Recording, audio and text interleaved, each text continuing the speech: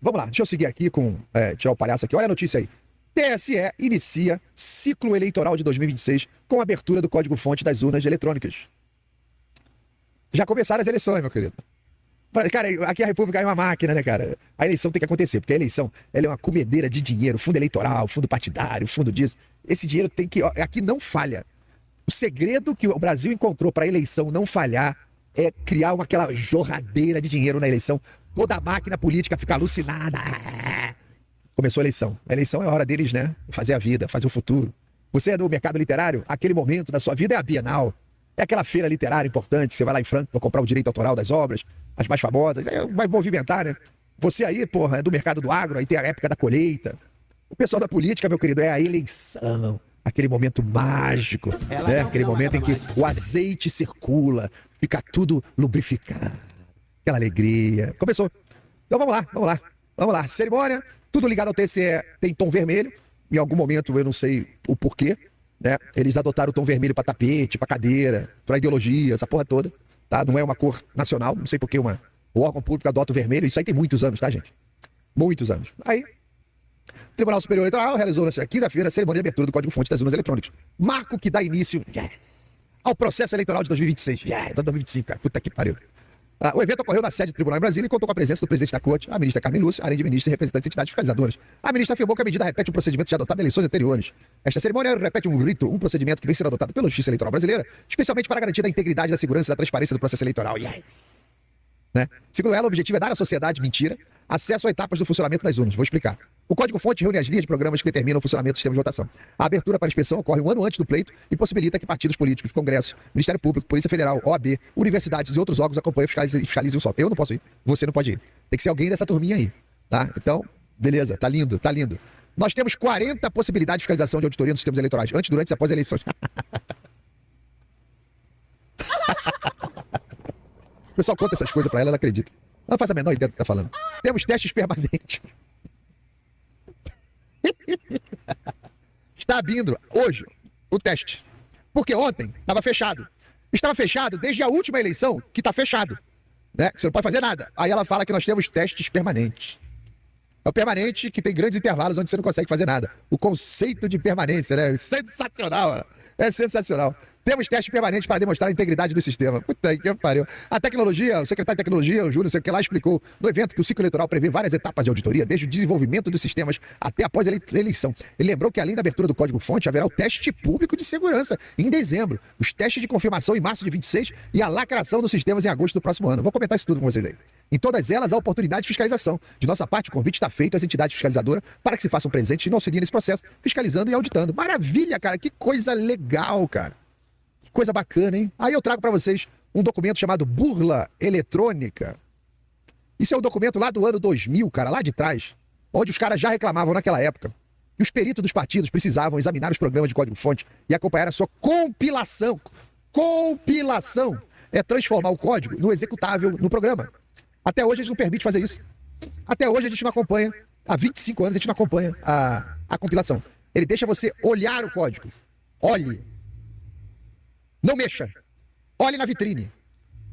E os caras estão aqui há 25 anos atrás dizendo, ó, cara, os peritos têm que poder acompanhar aqui, ó, a compilação do código executável. Para quem é de TI sabe que tem uma diferença de você compilar e você olhar o código, né? Isso deve ocorrer segundo normatização da lei em vigor, cerimônia no TSE, 90 dias antes da eleição, no que deveria ser primeiro, certamente não único, passo da verificação, parará. Eu trago para vocês aqui, para vocês verem que esse aqui é uma luta de 3 décadas, mano. Tá aqui, ó. Procure esse documento na internet, chamado Burla Eletrônica. Ele traz um monte de coisa interessante, tá? E, ó, e um monte de esquerdista aqui, tá? É um monte de gente aqui, não tem problema nenhum, cara. Assunto é técnico. Assunto é absolutamente técnico. Beleza, vamos lá. Matéria da CNN. Vocês estão lembrando? Lembra aí o que a Carmen Lúcia falou, né? A auditoria de 2014, aí vai a CNN e bota aqui PSDB. PSDB não, filho, não foi PSDB. A auditoria oficial de 2014 foi solicitada pelo PSDB. Autorizada pelo Toffoli. Concluiu em 2014 ser impossível fazer auditoria externa da urna. Eu tenho um vídeo exclusivo para quem é assinante aqui do canal, onde eu faço o relatório completo explicando as mais de 200 páginas desse relatório de 2014. Só para quem é membro do canal, aí com acesso às aulas, né? Membresia aí a partir de R$ 7,99 por mês, né? Você vai ter acesso a 2 horas para explicando cada item da auditoria de 2014 e o sistema levando mais de 90% de não conformidade. Se o seu carro que está na garagem tiver 5% de não conformidade, ele não sai da garagem andando. O nosso sistema em 2014 deu mais de 90% de não conformidade na auditoria. Tá lá, aula exclusiva para membro. Infelizmente essas aulas não podem ficar abertas, né? São aulas restritas. É uma pena, né? Vamos lá. Aí temos aqui, ó, no documento de 2014, tá? Olha só. Tem uma descrição de como é que foi a auditoria nesse momento. Tá vendo aqui, ó? Ela tá falando, não, você pode auditar o código. Ah, é? Em 2014 o pessoal foi. Foi a única auditoria que eles permitiram o pessoal chegar um pouco mais próximo. Mesmo assim, cheio de restrição. Aí, o resto, meu querido, esquece. Inclusive de 2022. É só ler o relatório de auditoria. Só ler o relatório de auditoria. Aí eles falam aqui, ó, item 4.4.2.5.8. Aí dá pra você ver como o relatório é detalhado. A análise do código disponibilizado ocorreu entre os dias 4 e 15 de maio de 2015, 10 dias úteis, somente 10 dias úteis, para você analisar alguns milhões de linhas de código. Em ambiente controlado nas dependências do TSE, os analistas tiveram que ser pré-aprovados pelo TSE, tendo sido recusada a inscrição do professor Alex Halderman, tá? E do analista de segurança Rodrigo Branco. Quando o PSDB recebeu autorização lá para fazer a auditoria, eles entregaram isso para o Amilcar Brunazzo, o maior especialista brasileiro, um dos maiores do mundo em votações eletrônicas. Amilcar Brunazzo, amigo lá do Pedro Rezende. Essa é uma batalha antiga deles, né? Muito antiga. Eu conheci esses caras no ano 2000, cara, lendo um artigo, né, na comunidade Linux, que o Pedro Rezende fez um artigo escrito, o nome do artigo era Sapos Piramidais. Porra, quem não vai ler um artigo chamado Sapos Piramidais? Fui ler. Era um artigo falando de urna eletrônica, cara, lá no ano 2000, cara. Trabalhava no Estado, lá do Rio de Janeiro.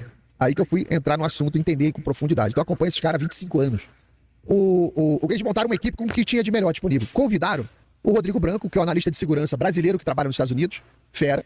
Convidaram o Alex Halderman, o maior especialista do planeta em eleições eletrônicas. Chegou aqui, o TSE falou, não. Esses dois caras não podem.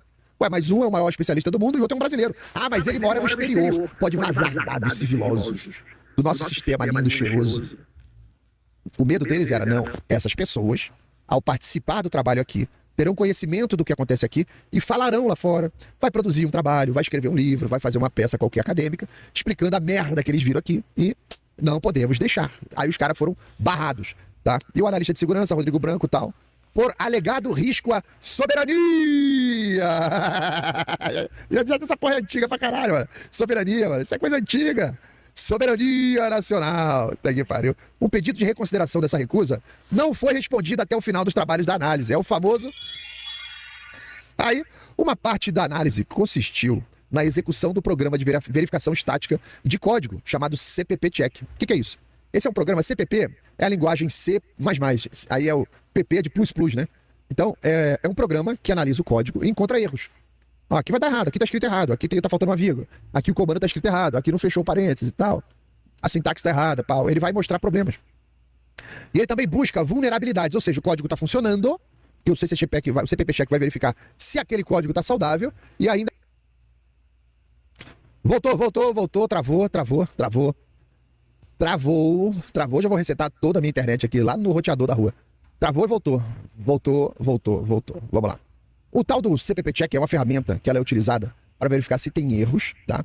Ou se tem vulnerabilidade no código. Os caras tiveram a oportunidade de rodar o CPP Check no código-fonte da urna e a ferramenta retornou mais de 1000 trechos com erros. Ou seja, aqui já deveria acabar a auditoria.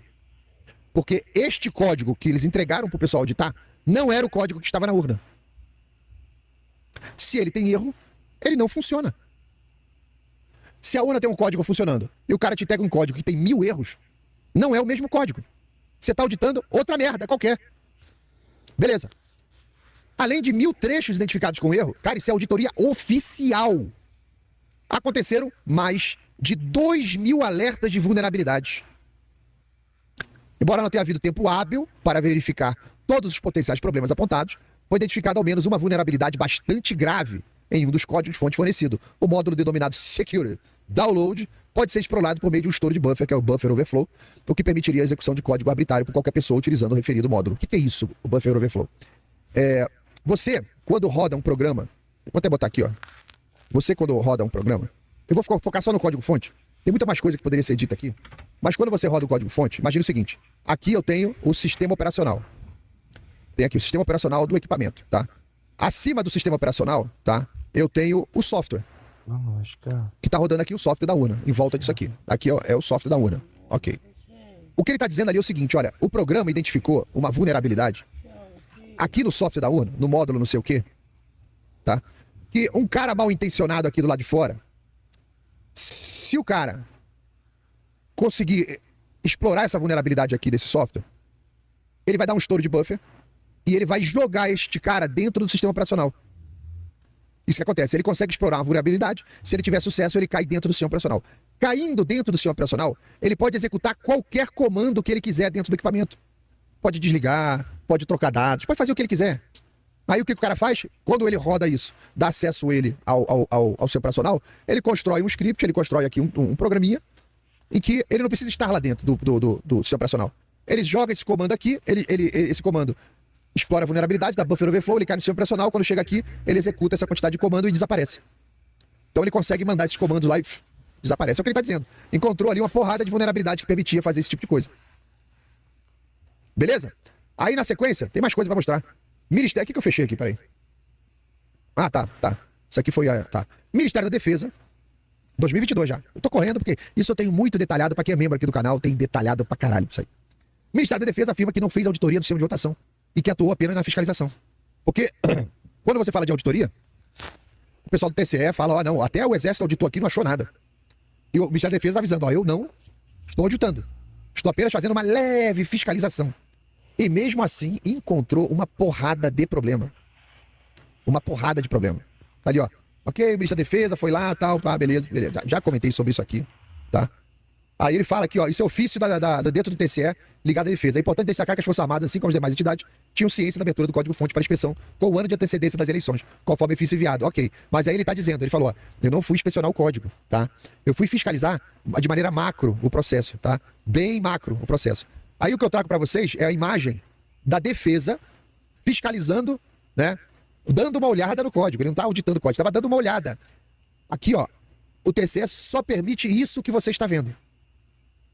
O código está ali na tela e você apenas olhe.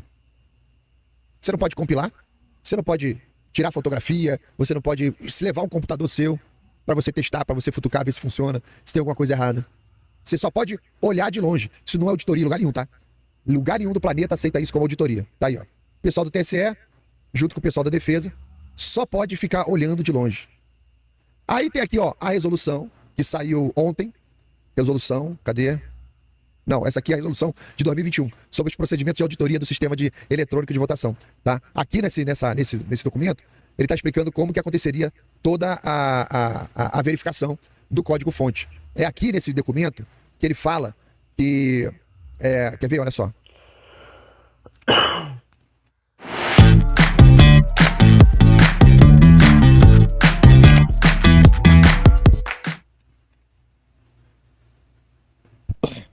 Todo questionamento que você tiver, você olhou um negócio esquisito ali, você fala, pô, peraí, aquela linha de comando ali tá esquisita.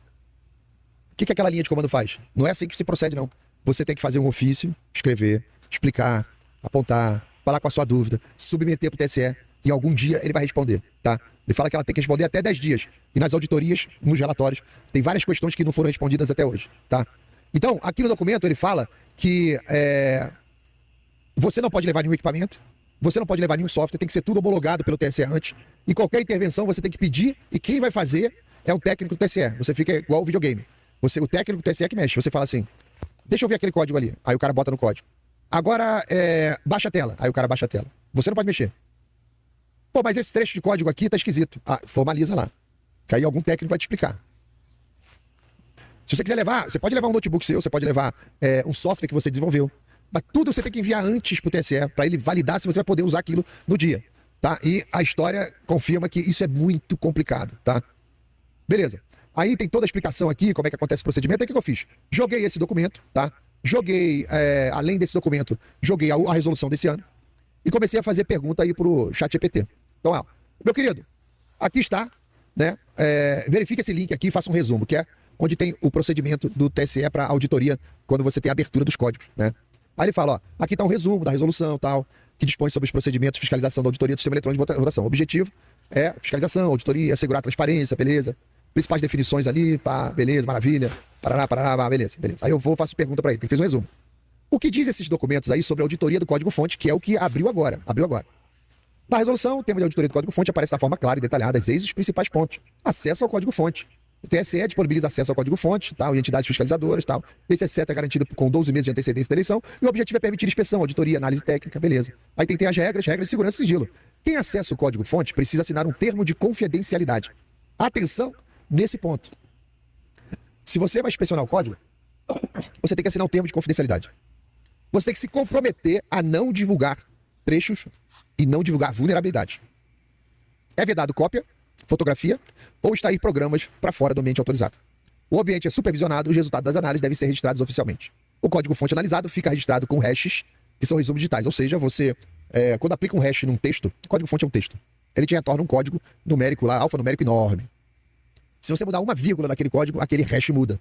Então o hash é uma garantia de que aquele texto não foi alterado. Se eu desenvolvo um programa com você, e no final eu levo uma cópia, você leva uma cópia, a gente faz o hash, aí eu levo o hash, você leva aquele número, os dois levam aquele número. Se a gente se encontra de novo e roda o hash, tem que dar o mesmo número. Se der um número diferente, alguém mudou o programa. Para isso que serve o hash, tá? Beleza. Os hashes são conferidos na cerimônia de abertura, não sei o que lá. Ferramenta própria das entidades. Entidades fiscalizadoras podem desenvolver programas próprios de verificação do código e do software da UNA. Mas antes do uso, tais programas precisam ser homologados no TSE. Vai lá homologar. Acompanhamento contínuo do código não é um ato isolado, pode ser feito de diferentes fases: desenvolvimento, compilação, geração de mídias e preparação das urnas. Bom, mentira, né? Desenvolvimento ninguém pode acompanhar. O código que está sendo entregue hoje já foi desenvolvido. Você está te entregando depois de desenvolvido. A compilação não vai ser hoje, tá? E mesmo assim a compilação é feita num procedimento também que a auditoria de TI, todos os princípios de auditoria de TI do planeta não prevêem a compilação como é feita no TSE. A compilação, com o sistema que está sendo auditado, ela tem que ser feita pelo auditor. Não pelo auditado. Sem contato do auditor. Na relação de confiança. Não, mas nós vamos gerar o hash. Cara, não é assim que funciona a auditoria, tá? Com essas dificuldades todas. Beleza. Assim se assegura a cadeia de custódia, tal, beleza. Aí eu pergunto assim, é permitido executar o CPP check no código-fonte? Boa pergunta. A resolução não cita nomes de ferramentas específicas, mas define regras gerais para auditoria e execução, tá? Ela diz que ferramentas das entidades verificadoras, tá, precisam passar por uma homologação antes, tá? Beleza. Aí vamos lá, a próxima pergunta aqui, ó. Tá? Quem executa esse código? Se eu for lá executar a ferramenta, a minha que eu desenvolvi, CPP check, ok, eu sou auditor. Cheguei lá para executar a minha ferramenta. Quem executa? É o visitante ou um técnico do TSE? Aí ele fala, excelente ponto. A resolução faz uma distinção muito clara. O código-fonte é aberto a várias entidades, no ambiente controlado. O visitante, o fiscalizador, o auditor, não executa diretamente o programa nas máquinas. Quem opera o sistema e executa os programas de verificação, tá, é o técnico do TSE, na presença e sob orientação dos visitantes, tá? A gente fala o que é soberania, essas coisas, tá? Os motivos todos ali, tá? Beleza. Aí, ok. Mas aí eu pergunto assim, se eu executar um CPP check lá com o técnico e descobrir 2.000 erros, eu não posso divulgar que eu encontrei esses problemas? Exatamente. Você não pode sair divulgando esses resultados. Você assina um termo de confidencialidade de auditoria pública, onde você não pode dizer que você encontrou problema. Parabéns, parabéns. Quem acessa o código-fonte assina um compromisso de sigilo. Significa que qualquer achado, um erro, uma vulnerabilidade, alerta de ferramenta, não pode ser divulgado publicamente. Sensacional, auditoria pública! Sensacional. Eu vou lá, vejo um monte de merda e se eu falar alguma coisa, eu sou preso. Parabéns, cara, parabéns. É bom pra caralho. Funciona bem pra caralho essa porra. É muito bom, cara. Nosso sistema é bom. Exemplo do mundo. Tá? Como os achados devem ser tratados? Aí ele explica tudo ali. Você tem que registrar oficialmente, tem que reportar a equipe técnica do tribunal e tal. Aí fala as consequências indevidas, gera vulnerabilidades, ameaça a nossa soberania. Beleza, beleza, vai lá. Mas aí eu pergunto aqui. Eu tô numa cerimônia de auditoria do software. Eu encontrei um erro. Mesmo que visualmente. Se o único erro for encontrado e o problema for corrigido, o hash do dia da auditoria será diferente do hash do final da urna, certo? Porque assim, eu tô na cerimônia de auditoria do software. Eu encontrei um erro. Aí, esse software tem que ser alterado. Se o software for alterado, o software está disponível lá na base de dados lá do TSE. Passa a ser diferente do software que já foi consertado ou não. Eu deveria ter que reiniciar todo o período de homologação do software. Porque agora o software é diferente. Eu não sei o que o cara fez para corrigir o software. Mudou o software. Mas aí você passa todo o período de auditoria do software, seja com que problema você encontrar, o mesmo software ali. Você encontrou o problema, no dia seguinte vem um outro auditor e já está auditando o código que está com problema. Mas ele não sabe, porque o cara que encontrou não pode divulgar para ele. O próximo auditor teve que ficar quieto. Aí ele fala, você pegou num ponto delicado de toda a lógica da auditoria. No procedimento, é assim, quando as entidades fiscalizadoras analisam o código-fonte, e acompanha a compilação, o TSE gera registro, resumo de dados dos hashes. Esse hash fica guardado, serve como assinatura única. Eu encontrei um monte de problema, vai ter que mudar o programa. E aí, mudou o programa? Não sei. O programa que foi para a urna foi o que está com erro? Não sei. Claro que mais para frente tem outros eventos de auditoria, onde isso pode ser retomado pelo auditor. Mas não é claro aqui. Se qualquer linha do código for alterada, o hash muda. Portanto, se um erro é descoberto e o TSE decide corrigir, será necessário recompilar o sistema, gerar novos hashes e repetir a cerimônia de assinatura digital e lacração. Você tem que cancelar a cerimônia. Achamos um erro. Vai ter que voltar para a padaria para consertar a massa do pão, para marcar um outro evento, né? Para você voltar e realizar o evento de assinatura digital e lacração. Só que nós não temos na história da urna, das auditorias, eventos sendo remarcados por conta de erros que foram encontrados. Tá? Então, você deveria repetir a cerimônia de assinatura digital e lacração para que as entidades fiscalizadoras verifiquem que o novo código corresponde ao executável que entrar na urna. Tá? Então vamos lá, próxima pergunta. Na cerimônia de lacração, pode-se auditar o código novamente? Sim, isso é parte do processo. Na resolução do TSE diz que não é apenas um ato simbólico de selar o programa. É justamente o momento em que as entidades fiscalizadoras podem verificar novamente com o código-fonte. Aí tudo que a resolução prevê, beleza, tá? Ok. Aí eu pergunto, a solução da urna integra todo o sistema operacional. Não é só o sistema que foi desenvolvido no TSE. Todo o sistema operacional faz parte da urna. Todo o código da BIOS, o código dos chips específicos, chip de segurança, chip de transmissão, tá? Todo o código de segurança do equipamento. Existem códigos específicos desenvolvidos pela BIM dentro da urna. Como fica a auditoria desses outros todos os códigos que estão lá? E eles podem interferir no resultado tanto por erro ou com intenção. Aí ele fala, ó, essa é uma questão muito sensível. A resolução trata dela de forma delimitada. A resolução deixa claro que a fiscalização se aplica ao sistema que foi desenvolvido pelo TSE. Todo esse resto não está na auditoria. Ou seja, o programa de votação, de apuração, de justificativa da urna, o sistema de totalização, gerenciadores de mídia, gerenciadores ali da transmissão de dados, tudo isso, bibliotecas auxiliares ali desenvolvidas pelo TSE, tudo isso faz parte da auditoria. Ou seja, a auditoria oficial não alcança o stack da máquina. O que é o stack? O full stack? É tudo que está no entorno. Eu estou dizendo o seguinte, ó, você está verificando se o carro está com pneu, está fazendo a vistoria do Detran, se o carro está com regulado direitinho, né? Se ele está emissão de gases, se está acendendo seta, farol, se a luz do freio está funcionando e tal. Mas eu falo, eu posso abrir a tampa do motor? Aí ele fala, não, não pode, não. A auditoria não é para abrir a tampa do motor, é só para você ver se está tudo funcionando. Ou seja, BIOS, sistema operacional, firmware, microcódigo do processador, drivers de terceiro, outros sistemas proprietários estão todos fora da auditoria. Sistema operacional está fora. TSE usa o Linux, tá? BIOS, firmware, microcódigo do CPU está fora. Chip de segurança, o HSM, o TPM, o Secure Boot, está tudo fora. Todos os softwares externos estão fora. Modos de criptografia da BIM estão fora. Isso não é uma auditoria. Como o TSE justifica essa limitação? A resolução estabelece como medida de segurança usar hashes de assinaturas digitais para garantir que o binário rode nas urnas e que seja o mesmo que foi compilado. Restringir a auditoria ao software eleitoral desenvolvido pelo próprio TSE, que é o que processa os votos. A integridade do restante é assumida pela confiança. Confiança. E é uma crítica recorrente. O fiscalizador pode auditar muito superficialmente o software do TSE, mas não tem como auditar completamente o sistema operacional, BIOS e o resto, tudo que faz parte da solução, tá? Puta de um problema. Aí eu pergunto aqui, ó. Consideram linhas de código, ficou errado ali, considerando linha de código, quantas linhas aproximadamente são conhecidas da solução da urna e do resto do stack? Qual é o tamanho disso? Eu estou auditando o software da urna e não audito o resto do stack na máquina. Qual o tamanho dessa porra? Aí ele fala, essa é uma dúvida que muita gente levanta. Do total do software que roda na urna, quantas linhas realmente podem ser auditadas? A resolução do TSE não traz números, tá? Mas isso aí tem pela internet pra caralho, tá? Então a estimativa é o seguinte, o software da urna, o sistema de totalização, o sistema de geração e mídia de transmissão de boletins, a estimativa é cerca de 10 a 15 milhões de linhas de código, em C++ e C. Então essa auditoria que você só pode olhar pra tela, tem de entre 10 e 15 milhões de linhas de código. Você faz ideia do que sejam 15 milhões de linhas de código? Você imagina uma planilha do Excel aí com 15 milhões de linhas de fórmula e você só pode olhar, você não pode executar a planilha. Bom, isso é o software que foi desenvolvido no TSE. Calma que o negócio vai ficar feio. Vai ficar muito feio. O sistema operacional é baseado em Linux, customizado. O kernel tem cerca de 20 milhões de linhas de código. O TSE não abre o kernel inteiro. Abre apenas adaptações feitas para a urna, na confiança. Portanto, só uma pequena fração é auditável oficialmente das 20 milhões de linhas. Estimativa é que algumas dezenas de milhares de linhas visíveis, patches e customizações. Mas o núcleo do kernel fica todo fora da auditoria. Tudo relativo a BIOS, tá tudo fora da auditoria, mais centenas. Ele tá contando aqui mais ou menos o tamanho de tudo, né? Como é que é o tamanho? Paraná, Paraná, Paraná, Paraná, Paraná. Ele fala, ó, aplicações eleitorais do TSE, 15 milhões de linha de código, é auditável. Do jeito que a gente viu. O kernel do Linux e mais o sistema operacional, mais ou menos 20 milhões de linhas, é parcialmente auditável porque ele só permite o pessoal olhar as pequenas frações que foram adaptadas pelo TCE. O resto, você assume na confiança de que nada foi alterado, tá? BIOS, firmware, microcódigos, 3 milhões de linhas de código fora. Ele disse que essas microalterações aqui equivalem a algumas pequenas centenas de linhas de código, né? Ali, milhares de linhas de código. Então, de 20 milhões, quase 20 milhões, né? Daqui já está em 23 milhões. A criptografia da BIM tem 100 mil linhas de código junto com terceiros ali. Das dezenas de milhões de linhas de código que compõem todo o stack da UNA, apenas 10 a 15 milhões são auditáveis, parará, o resto fica fora da auditoria.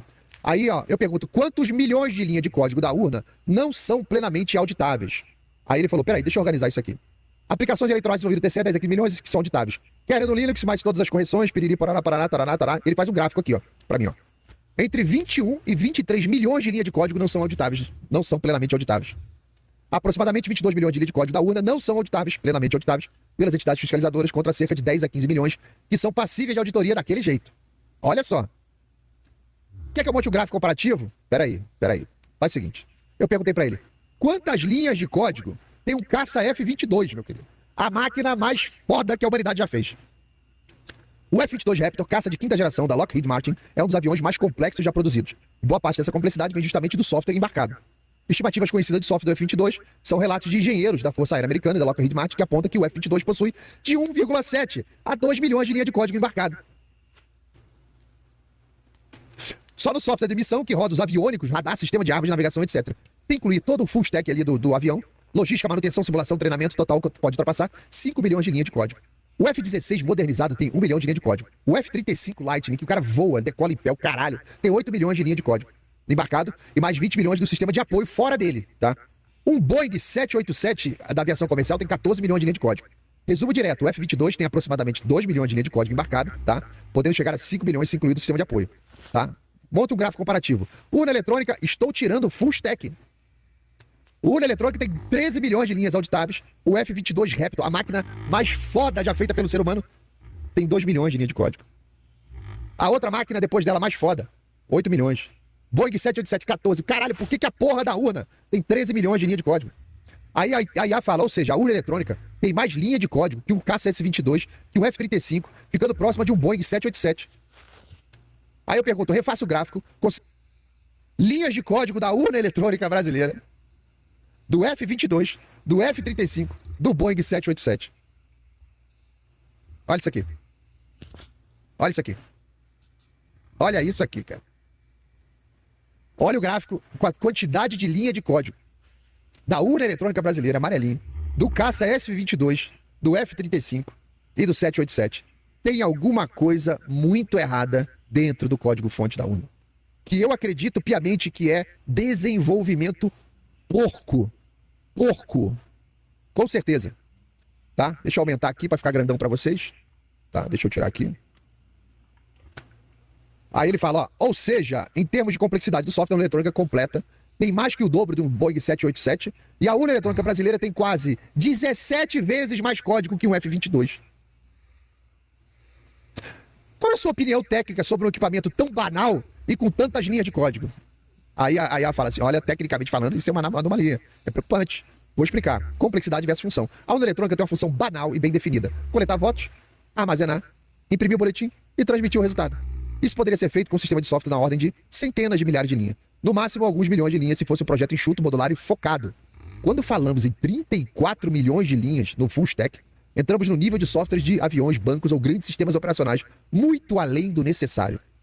Impacto da complexidade, cada linha de código é um ponto potencial de falha e vulnerabilidade. Quanto maior o código, mais difícil é auditar, mais difícil é testar exaustivamente, mais difícil é garantir que não há backdoors ou bug crítico. Para comparação, o F-22 voa supersônico, controla radar, sensores de mísseis, é stealth, sistema de vida, tudo em apenas 2 milhões de linhas de código. A urna, que só conta o voto, tem 17 vezes mais linha de código. Apenas 1/3 desse código é auditável. Os outros 2/3 dependem de confiança em fornecedores, firmware e kernel. Isso significa que, mesmo com boa vontade, nenhuma entidade fiscalizadora consegue realmente ter certeza plena do que roda na máquina. Ou seja, tecnicamente falando, o sistema eleitoral brasileiro nunca foi auditado. Nunca foi auditado. Sempre superficial. Consequência prática. Excesso de linha de software crítico aumenta risco. Em sistema de defesa, aviões, usinas nucleares, medicina, busca-se a simplicidade, confiabilidade, certificações formais